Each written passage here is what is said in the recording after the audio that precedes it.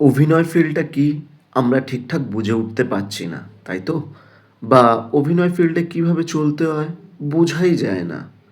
বা অনেক সময় যদি বুঝেও যাই অভিনয় ফিল্ডে কীভাবে চলবো, তো কী প্র্যাকটিস করব বোঝা যায় না।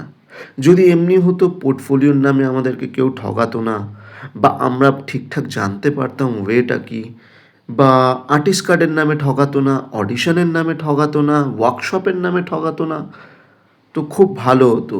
কিন্তু আমরা বুঝবো কীভাবে? কিন্তু সব কিছুই তো দরকার আমাদের, তাই না? তো আমাদের সব কিছু জানার জন্য আমি আপনাদের জন্য একটা কি বলবো ম্যাপ এনেছি, ছক এনেছি, যেটাকে বলছি আমি road map to the acting world. তো এই ছকটা ভালোভাবে বুঝে রাখুন।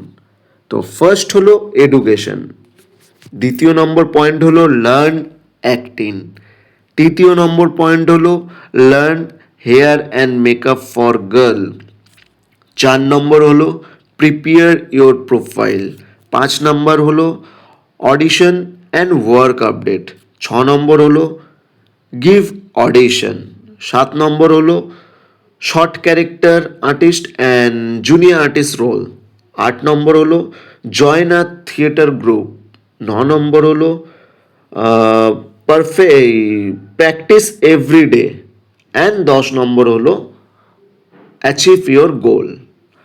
এই 10খানা পয়েন্ট, ওভারঅল 9খানা পয়েন্ট যদি ঠিকঠাকভাবে আপনারা মেনটেন করে চলতে পারেন, তো 10 নম্বরে গিয়ে গোল অ্যাচিভ করবেন।